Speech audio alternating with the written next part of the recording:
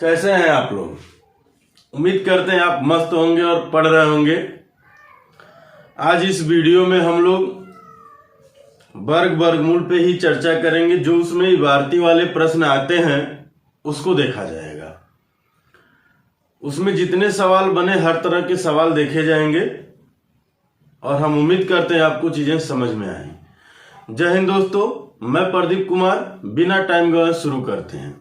हाँ, क्वेश्चन में कहा है कि एक बाग में 15,625 सेब के पौधे को इस प्रकार लगाने हैं कि प्रत्येक कतार में उतने ही पौधे हैं जितनी कतारों की संख्या है और प्रत्येक कतार में कितने पौधे हैं ये बताना है। अब आपके ऑप्शन दे रखे हैं। पहला आपका ऑप्शन है 125, दूसरा ऑप्शन है 85, तीसरा ऑप्शन है 105 और चौथा ऑप्शन है 135। ठीक है, ये 4 ऑप्शन दे गए।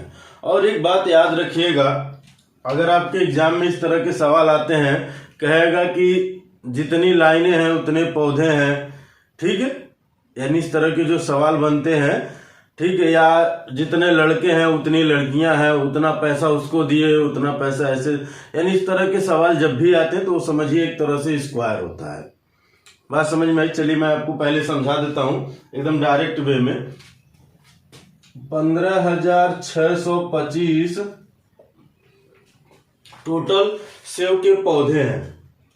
15,625 टोटल सेब के पौधे हैं और हम आपको बताए थे कि ये क्या है, एक तरह से उस संख्या यानी उन दोनों का जो है पौधा और कतार के गुणनफल के बराबर है ये टोटल। ठीक है, लेकिन हमसे अब कह रहा है कि कितनी कतारें हैं ये बताना है, कि नहीं, प्रत्येक कतार में कितने पौधे हैं ये बताना है।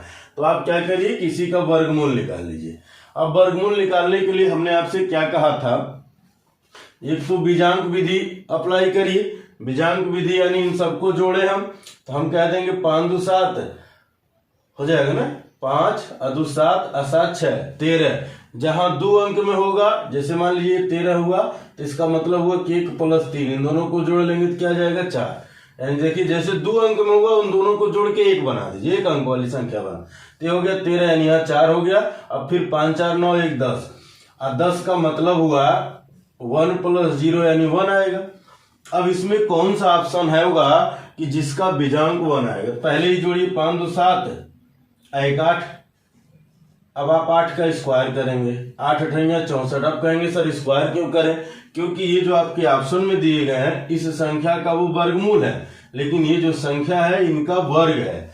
तो ये जो वर्ग है, तो आप जो जोड़े हैं वो तो खाली संख्या का योग हुआ ना।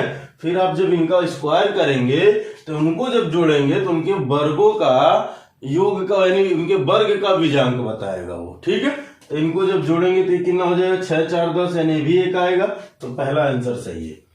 अब पहला सही करने से पहले बाकी भी चेक कर लीजिएगा। ये 8 5 13 हुआ ना, 13 यानी 4 4 चौका 13 यानी 4, 4 का स्क्वायर करेंगे 16, 6 1 7, ये हो नहीं सकता।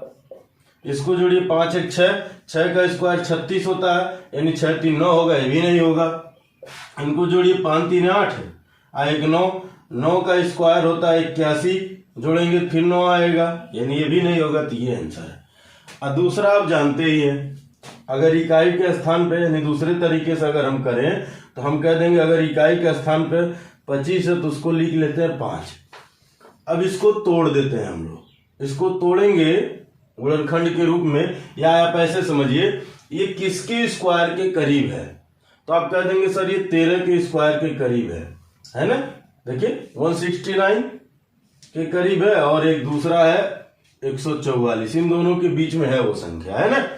तो ये होता है 12 का स्क्वायर और ये होता है 13 का स्क्वायर। तो आप जानते ही हैं कि जब यहाँ 25 होता है यानी 5 का स्क्वायर के रूप में लेते हैं तो हम कहते हैं n + 1, यानी एक संख्या बढ़ाकर गुणा किया गया। तो हम बड़ी वाली नहीं लेते हैं, छोटी वाली लेते हैं। यही आपके आंसर हो जाएंगे। ऐसे भी कर सकते हैं, यानी हमारे कहने का मतलब ये है कि जब भी आपके सामने ऐसे सवाल आएंगे, 25 लिखा हुआ तो सबसे पहले आप 5 लिख लीजिए, इसको तोड़िए। तोड़ने का मतलब ये हुआ कि देखिए कौन से दो संख्याओं के वर्गों के बीच में आ रहा है। जिसमें भी आ रहा तो छोटी वाली संख्या वहां आगे रख लीजिएगा, वही आंसर। जैसे हम 12 और 13 के बीच में आया तो हम 12 लिख लेंगे, छोटी वाली संख्या लिखेंगे। ठीक है, अब विस्तार समझिए।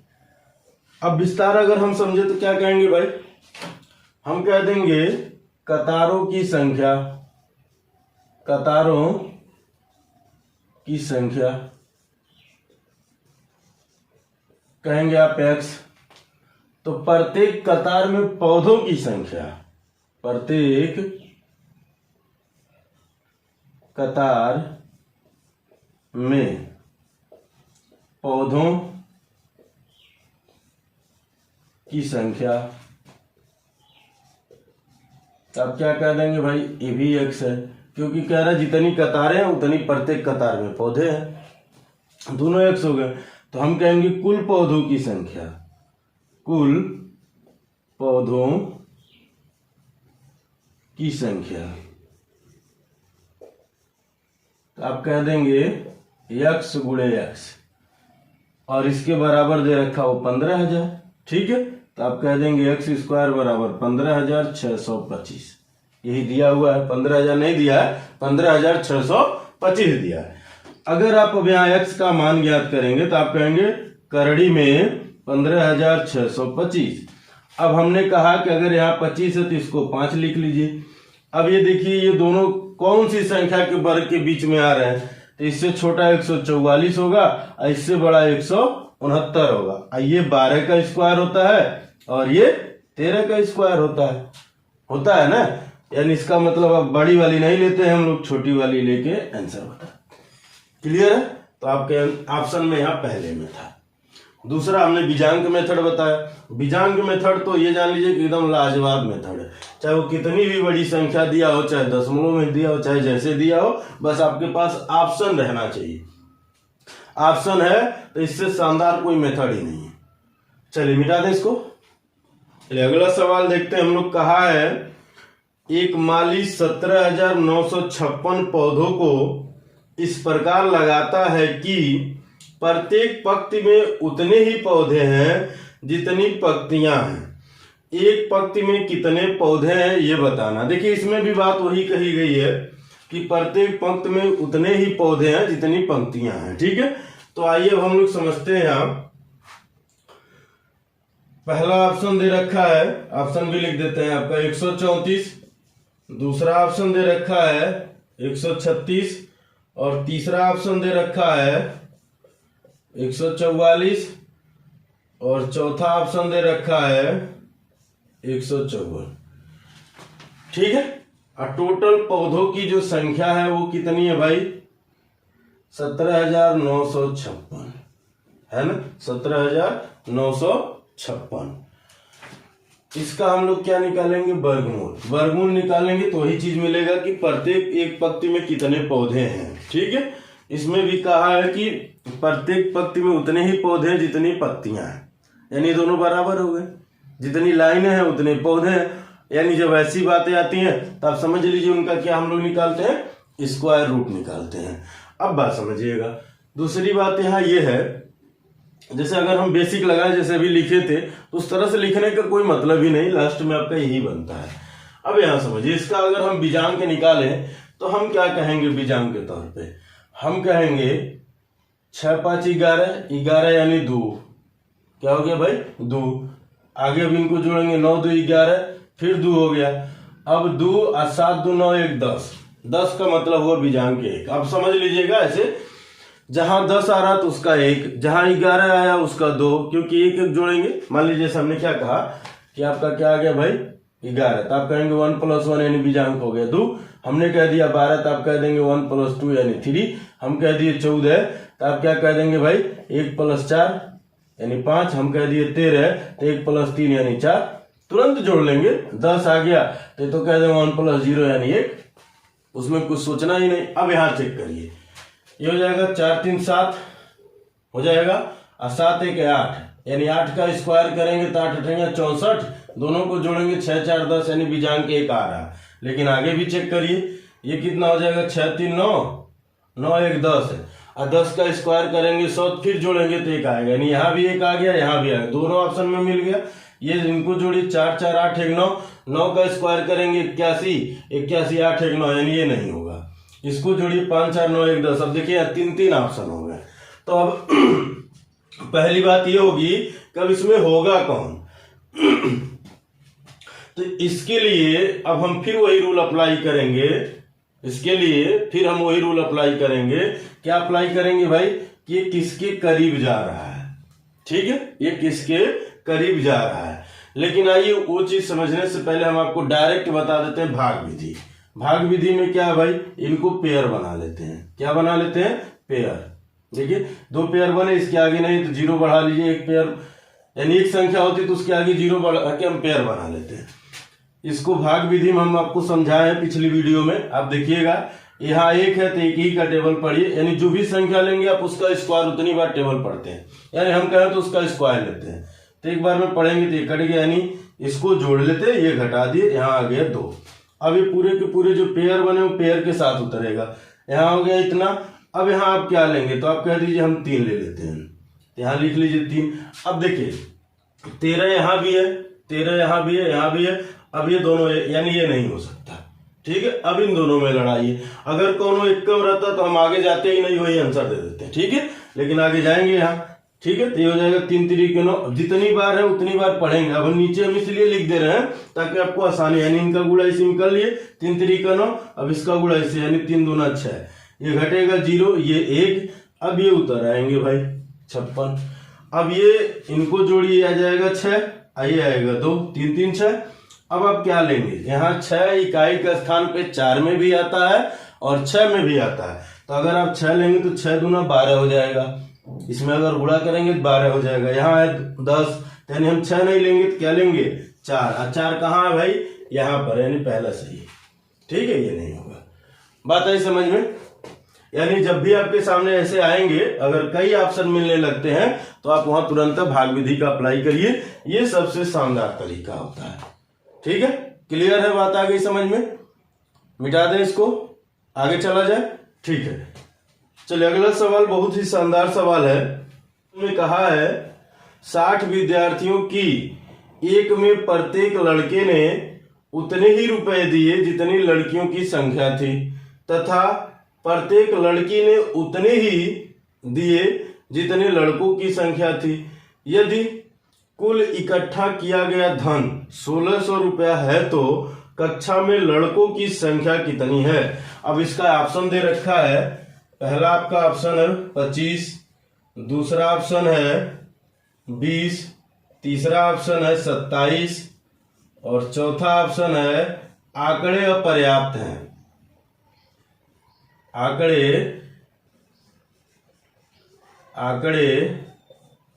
अपर्याप्त हैं। ये 4 ऑप्शन दे रखा है। देखिए टोटल 60 विद्यार्थी हैं, बात समझिएगा। इसमें कुछ लड़के हैं और कुछ लड़कियां हैं। कह रहा है कि जितने लड़के हैं और जितनी लड़कियां हैं, जो लड़के हैं वो लड़कियों की संख्या के बराबर रुपया दे रहे हैं और जो लड़कियां हैं वो लड़कों की संख्या के बराबर रुपया दे रहे हैं। बात समझ रहे हैं। जैसे अगर हम कह दिए कि 20 लड़के, मान लीजिए आपके ऑप्शन के अनुसार है, तो हम कह दिए अगर 20 लड़के ले लिए, समझिए हमसे लड़का ही पूछा है, हम 20 लड़के ले लिए तो इसका मतलब क्या हो गई, 40 लड़कियां हो गई ना। अब लड़के कितना रुपया दिए, तो ये 40 प्रत्येक लड़का। लड़कियां कितना दी, 20 प्रत्येक लड़की। ये रुपयों की संख्या हो गई और ये लड़कों की। यहाँ ये लड़कियों की संख्या, ये रुपयों की। और टोटल रकम जो है वो 1600 मिली है। इनका गुणा करिए, 4 दूना 800 रुपया यहाँ मिला और 4 दूना 800 रुपया यहाँ मिला। दोनों मिलाकर कितना मिला, तो आप कह देंगे 1600 रुपया मिला और यही आपके आंसर दिया हुआ है। यानी इसको ये लागू कर रहा तो हम कह देंगे आंसर हो जाएगा आपका बी। बात समझ गए।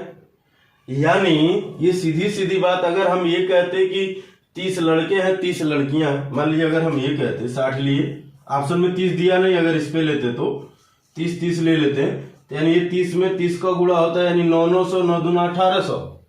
तो ऐसा हुआ नहीं ना, 1600 मिला है ना। अब बाकी लेने का कोई मतलब ही नहीं है। मतलब इसलिए नहीं है कि अगर आप ये मान लीजिए 25 ले लेते हैं, चलिए मैं आपको ये भी लेके दिखा देता हूं। हालांकि अपनी तरफ से 1600 है, तो ये 1600 के हिसाब से ही तोड़ा गया है, ठीक है। मान लीजिए अगर आप इसको 25 लेंगे तो यहाँ क्या मिलेगा भाई 35, तो यहाँ गुणा आप 35 से करेंगे और यहाँ गुणा आप 25 से करेंगे तो 25 पचे 125 को 5, 25 पचे 125 को 5, हासिल कितना 12, 25 3 75, 12 87, ठीक है। अब देखिए 875 ही हुआ, यानी ये भी 875 ही आएगा। 8 8 1600 ज्यादा ऐसे ही हो गया, 8 8 1600 ऐसे, 75 75 150 यानी 1750 हुआ, यानी ये भी नहीं हुआ। बात आई समझ में। तो हमेशा जो ऑप्शन में जीरो वाली वैल्यू होती है ना, पहले उसी को लिया जाता है, ठीक है। चलिए अब इसका हम बेसिक चीजें समझ लेते हैं थोड़ा सा, कि अगर हम बेसिक तरीके से करते तो क्या करते। अब आइए थोड़ा सा हम लोग समझते हैं।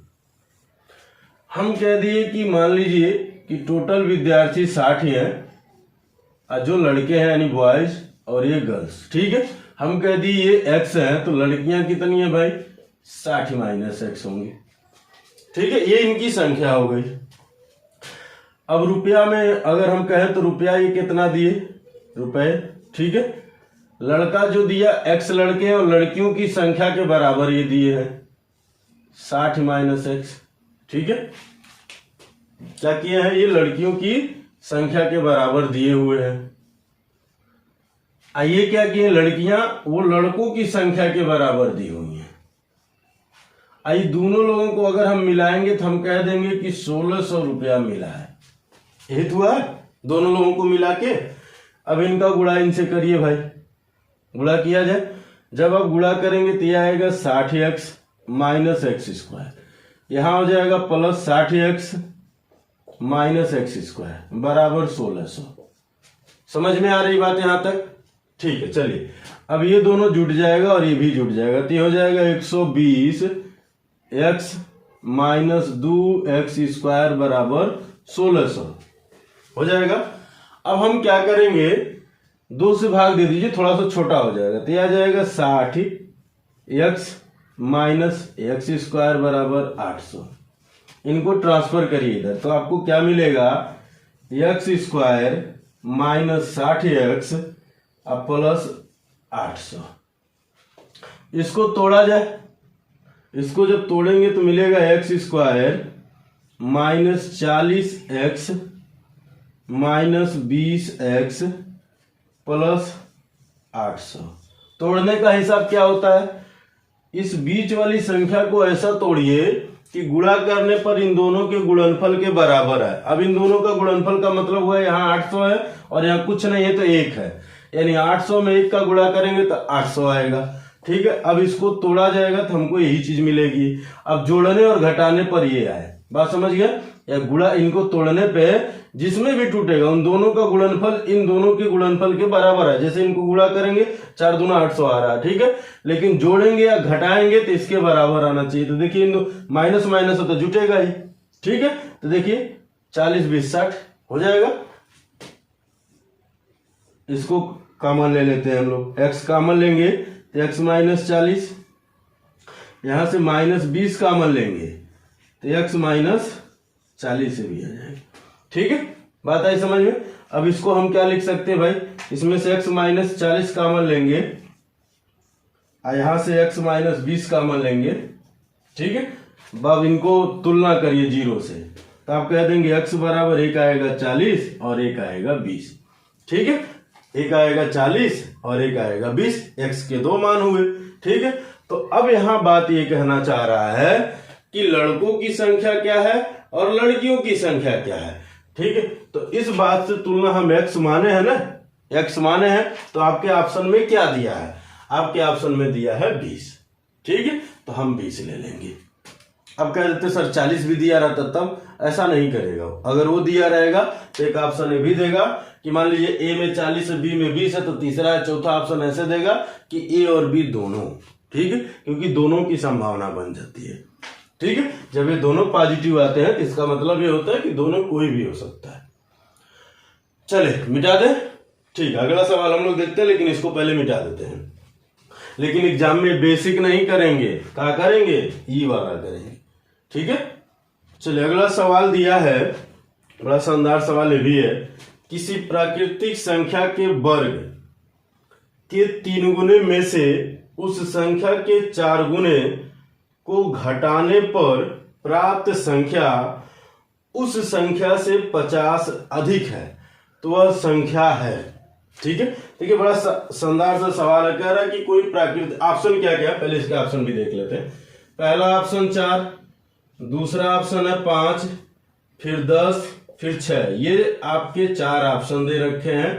ठीक है, और कहा क्या है कि उस संख्या के वर्ग के 3 गुना, यानी जो भी संख्या है आप उसका वर्ग करेंगे, फिर उसका 3 गुना निकालेंगे, उसमें से संख्या के 4 गुने को घटाते हैं तो प्राप्त संख्या उस संख्या से 50 अधिक होती है। यानी जो संख्या मिलती है उस संख्या से वो 50 अधिक है, यानी जो भी यहाँ संख्या है। ठीक है, अब जैसे मान लीजिए आप 4 लेंगे तो 4 का स्क्वायर करेंगे 16, और 16 यहाँ 48। जब वो खुद ही 48 आ रही है तो वो 50 ज्यादा कहां से होगी, नहीं होगी ना। यानी इसका मतलब इसको लेते हैं तो 5 × 5 = 25, इसका 3 गुना, 5 का स्क्वायर किए 25, तो 25 × 3 = 75, क्योंकि वो कहा है। इस संख्या का 4 गुना, यानी 5 का 4 गुना कितना हो जाएगा, 20। दोनों का अंतर लेते हैं भाई, तो ये आएगा 55, आएगा कि नहीं आएगा। कहा है कि संख्या से ये 50 ज्यादा है, जो अंतर आ रहा है उस संख्या से 50 ज्यादा। तो संख्या आपका 5 है, क्या इससे ये 50 ज्यादा है, तो आप कहेंगे हाँ। देखिए दोनों का अंतर लीजिए तो फिर 50 आएगा, यानी यही आंसर है। बात आई समझ में, यानी हम इसको ऐसे कर सकते थे। दूसरा अगर हम कंसेप्ट करते तो हम क्या कहते भाई कि जो संख्या है वो हमारा x है। अब x स्क्वायर का 3 गुना x के 4 गुने से जब घटा रहे हैं तो उस संख्या से वो 50 ज्यादा आ रही है, हम ये कहते हैं। यानी ये संख्या से 50 ज्यादा आ रही है वो। अब क्या करें, इसी को सॉल्व करते तो हम कहते 3x स्क्वायर, अब ये इधर आएगा तो जुट जाएगा ना, प्लस इधर आएगा माइनस। ठीक है, तो ये कह देंगे 5x, ये भी इसी को इधर ला लीजिए, 50 बराबर 0। अब इनको तोड़िए, इनको अगर आप गुणा करेंगे 5 × 3 = 15, यानी 150 हो गया। अब इसको तोड़ेंगे हम तो क्या लिखेंगे भाई, क्या लिखेंगे, ये हो गया 3x स्क्वायर माइनस 5 × 50, होता है ऐसा, लेकिन हमको लाना है 150, तो हम कह देंगे 15 × 150 होता है। इन दोनों का अंतर लेंगे तो क्या आएगा भाई, देखिए 5 है तो 5 आ रहा है कि नहीं आ रहा है। तब यहाँ कहेंगे -15x + 10x - 50 बराबर 0, यानी द्विघात समीकरण बन गया ये। इसमें से 3x कॉमन लेंगे तो ये मिलेगा आपको x - 5, 3 × 5 = 15, यहाँ से 10 कॉमन लेंगे तो x - 5। अब ये दोनों में है, इसको कॉमन लीजिए तो x - 5, और दूसरे में 3x + 10 बराबर 0। तुलना करिए तो आप कह देंगे x बराबर 1 तो 5 आ जाएगा, और दूसरा जो आएगा -10/3 आएगा। तुलना करेंगे तो तुलना करने का मतलब है, हम इसको ऐसे लिखते कि x - 5 बराबर 0, तो x बराबर, अब ये माइनस बराबर उधर जाएगा तो प्लस, फिर ये मान लीजिए 3x + 10 है, तुलना करते तो ये इधर जाएगा बराबर के, यानी ट्रांसफर करेंगे उसको तो क्या मिल जाएगा, 3x बराबर -10, तो x बराबर -10/3। ठीक है, ये आंसर। तो हम माइनस वाली वैल्यू ले नहीं सकते, तो आंसर क्या हो जाएगा 5। तो आपको इतना करने से अच्छा है कि आप तुरंत इनको ऑप्शन से उठा के रख लें, और वो खुद ही दिखने लगता है सीधे सीधे। ठीक है, चलिए इसको मिटाते हैं, अगले सवाल पे हम लोग चलते हैं। तो सवाल बड़ा शानदार सा सवाल है, बड़ा आसान सा है, लेकिन ये जान लीजिए को दिमाग से आपसे खेल रहा है। कह रहा ऐसी कितनी 2 अंकों की संख्याएं हैं जिनके वर्ग का इकाई अंक 8 है। यानी 2 अंक की ऐसी कितनी संख्याएं हैं कि अगर आप उनका वर्ग करते हैं तो इकाई के स्थान पर 8 आते हैं। अब यहां आपके ऑप्शन दिया है, पहला 1, दूसरा 2, तीसरा 3 और चौथा नन ऑफ दीज। देखिए ये इतना शानदार सवाल है, हमने कहा ना कि ये आपके दिमाग से खेल रहा है।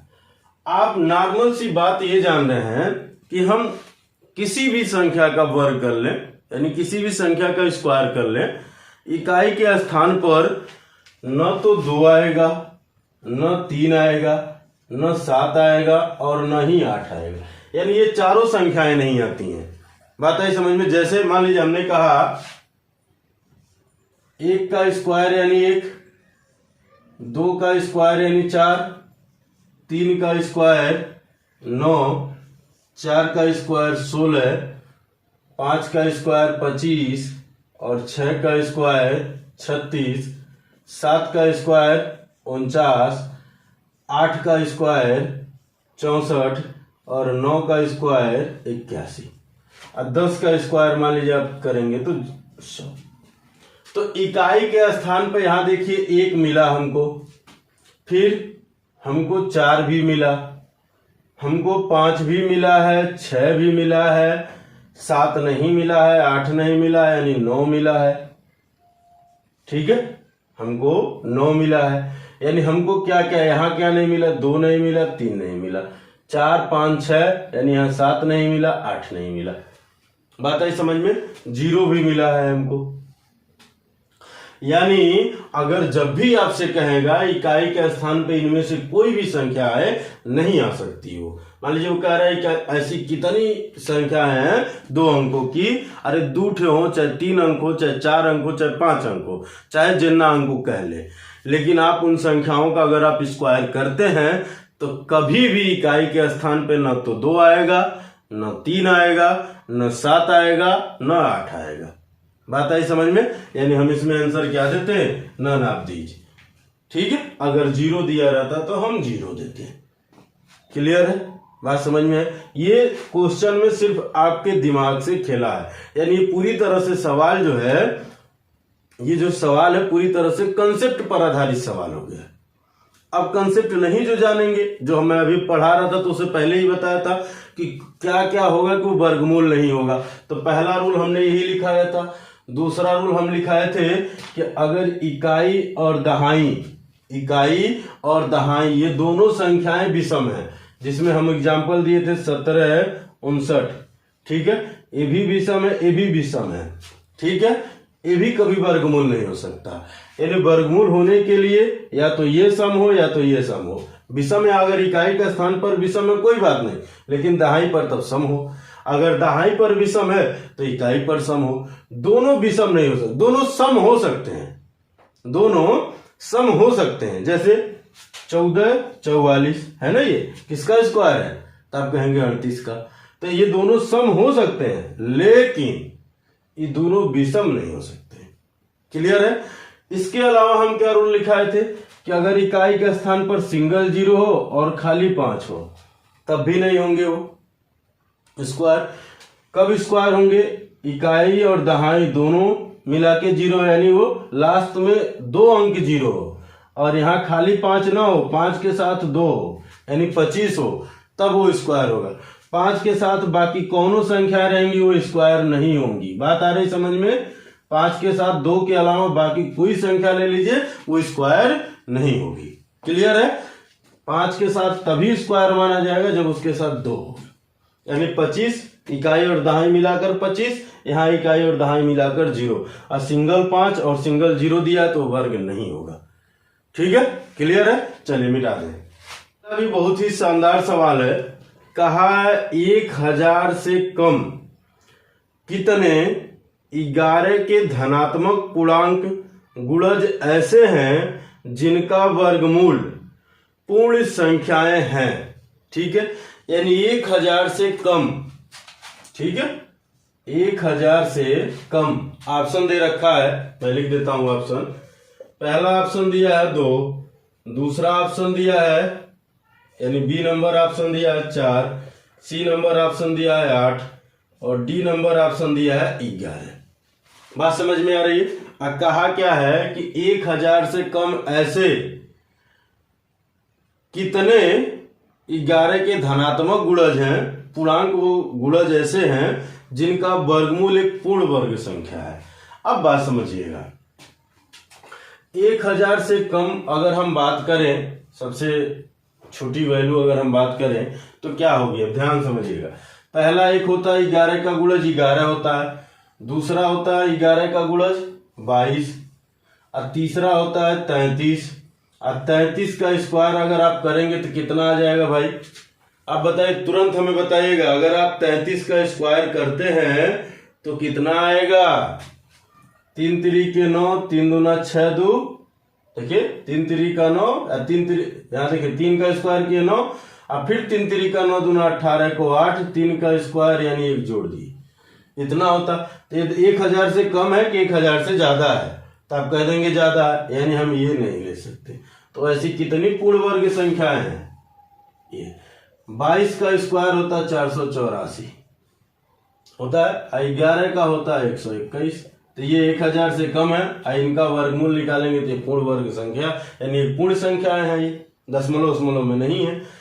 याद रखिएगा इनका स्क्वायर, आप याद रखिए 33 का स्क्वायर हो गया कितना 1089, 32 का स्क्वायर होता है आप जान रहे होंगे 1024, 36 का स्क्वायर निकलवाए हैं सबका, 38 का अभी तुरंत बताए हैं, 39 का बताएं, सबका लगभग बताएं, तरीका भी बताएं कैसे निकाला जाए, एकदम आसान सा तरीका हमने आपको एक बार और यहाँ भी बता देते हैं, थोड़ा सा समझ लीजिए। जैसे मान लीजिए हमने कह दिया 39 ही है, आप क्या करिए इसका वर्ग करिए 9 का, पहली संख्या का वर्ग 81, 81 को 1 8 लिख लिए, यहाँ लिखे चाहे इधर ही लिख लिए, इनका गुणा किए 9 3 27, और 27 यानी 2 उसी का 2 गुना, यानी 2 गुणे 3 गुणे 9, हमने यही कहा, ठीक है।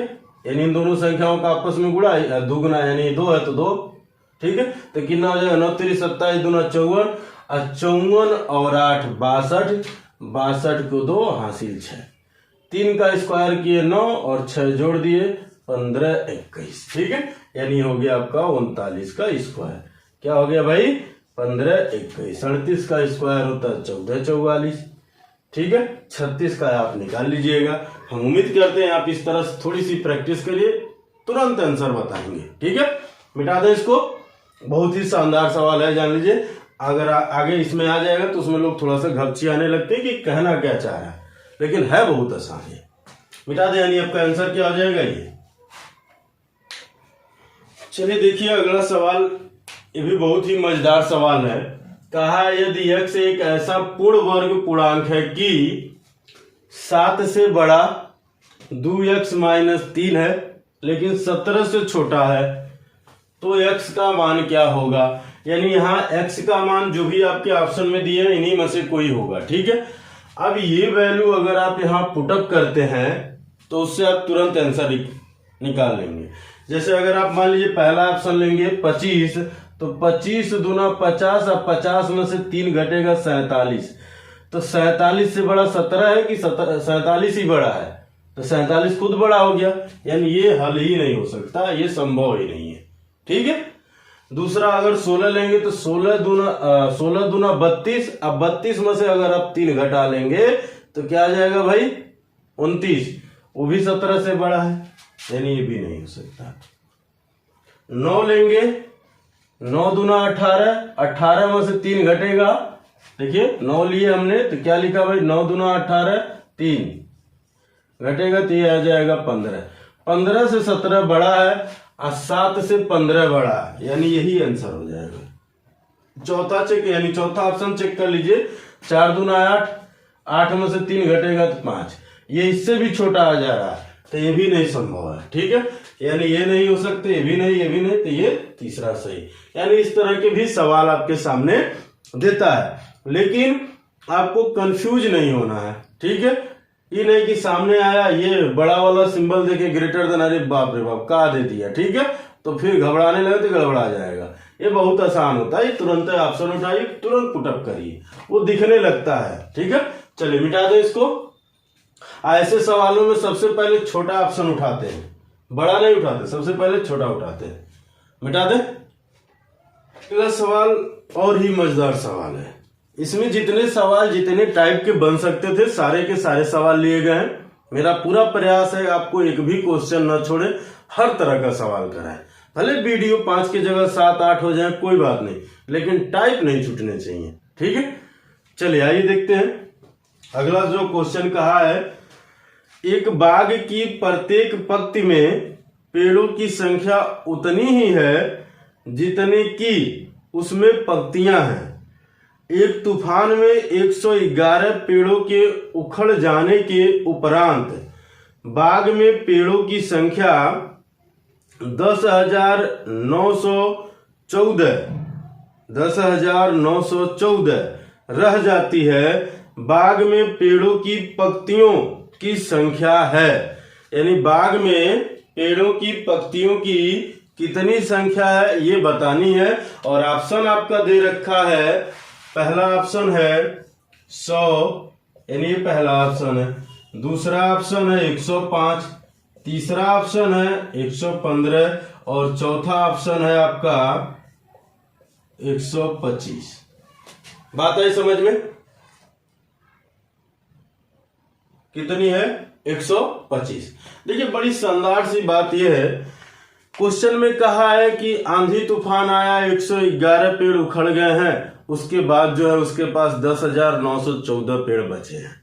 यानी इसका मतलब है कि पहले जो टोटल पेड़ थे, ठीक है, वो इन किसी न किसी संख्या का वर्ग था। ठीक है, तो हम कहेंगे कि कुल पेड़ कितने थे, तो आप कहेंगे 10,914 अब प्लस 111। इनको अगर आप जोड़ेंगे तो ये हो जाएगा 4 1 5, 1 1 2, 9 1 10, आइए आ जाएंगे 11, हो जाएगा ना, यहाँ हो जाएगा 1 और ये 1 आ जाएंगे। अब यहाँ पर है भाई 25, तो यहाँ हम क्या लिखेंगे 5, यानी इनका वर्गमूल निकालेंगे तो ये हो जाएंगे 5, ये 110 है, यानी इसका मतलब क्या हुआ, अगर गुणा भी करें तो 10 गुणे 11 हुआ। छोटी वाली वैल्यू लेते हैं, तो ऐसा कहाँ है भाई, दूसरा ऑप्शन है, खट से आंसर हो जाएंगे। क्लियर है? नहीं तो आप 110 देखिए किसके किसके स्क्वायर के बीच है, तो आप कह देंगे 10 के स्क्वायर और दूसर का 11 का स्क्वायर। आप जान रहे हैं हमेशा छोटी वाली वैल्यू लेते हैं, तो छोटी वाली वैल्यू लिख लिया गया। ठीक है, तो आपका आंसर हो जाएगा 105। देखिए बहुत आसान सा सवाल है, बशर्ते स्टेटमेंट खूब बड़ा सा लिखा है। क्वेश्चन का जो स्टेटमेंट है वो खूब बड़ा सा लिखा, ताकि आप देख के डर जाएं। बहुत से लोग होते हैं ना, बड़ा स्टेटमेंट सवाल वो देख के ही पढ़ना ही नहीं चाहते, भाई कौन पढ़ेगा इतना लंबा, लेकिन वो होते बड़ा आसान है। ठीक है, चलिए मिटाते हैं, अगला सवाल देखते हैं। अगला सवाल कहा है, आदिवासियों के कल्याण हेतु बुलाई गई बैठक में प्रत्येक सदस्य उतने ही चंदे दिए जितने की बैठक में सदस्य उपस्थित थे। यदि चेयरमैन ने अपने हिस्से के अतिरिक्त 49 रुपए और देकर कुल धनराशि को 625 रुपए बना दिया हो तो बैठक में कितने सदस्य उपस्थित थे। देखिए सीधी सीधी बात यहाँ, अच्छा ऑप्शन मैं आपको लिख देता हूं। पहला ऑप्शन समझिए 8, दूसरा ऑप्शन समझिए 20, तीसरा दिया है 24 और चौथा दिया है 25। अब देखिए 625 देखते हैं ना, बहुत ही लोग तुरंत ही मार देंगे 25, क्योंकि वो 25 का स्क्वायर है, जो कि दोस्त वो गलत होगा। क्योंकि बैठक में चेयरमैन तो है लेकिन वो सदस्य नहीं वहां माना गया, उसको कह रहा कि 49 रुपया अतिरिक्त दिया गया, तब वो 625 हुआ। यानी अगर वो 49 नहीं देता तो कितना होता, 625 माइनस 49।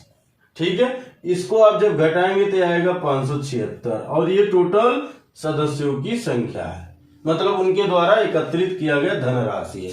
ठीक है, अब इसका जब वर्गमूल निकालेंगे तो ये आएगा 24। किसका स्क्वायर होता है, ये 24 का, तो आपका आंसर हो जाएगा। ठीक है, यानी हम अगर ऐसे कह देते कि यक्ष सदस्य है, कितने सदस्य हैं भाई, यक्ष है, रुपया कितना दिए, तो आप कह देंगे यक्ष रुपया दिए, तो हम कहेंगे कुल रुपया, तो आप कह देंगे एक्स स्क्वायर हुआ सदस्य द्वारा। लेकिन जब चेयरमैन दे दिया 49 रुपया ज्यादा हो गया, तब जाके 625 हुआ है, यानी ये इधर जाएगा, तो आप कहेंगे एक्स स्क्वायर बराबर 625 माइनस 49, तो फिर आएगा एक्स स्क्वायर बराबर 576, घटाएंगे तो एक्स बराबर करड़ी में 576 बाहर निकालेंगे तो ये कितना आएगा 24। ठीक है, तो ये इसका बेसिक कंसेप्ट पे रहा और ये रहा इसका डायरेक्ट वाला। ठीक है, देखिए ये भी स्टेटमेंट बड़ा है लेकिन सवाल में कुछ नहीं है। चलिए अगला सवाल देखते हैं, इसको मिटाते हैं। अगला सवाल भी बड़ा मजेदार सवाल है। ठीक है, कहा है कि कुछ लड़कों ने अकाल राहत फंड के लिए 400 रुपए एकत्रित किए।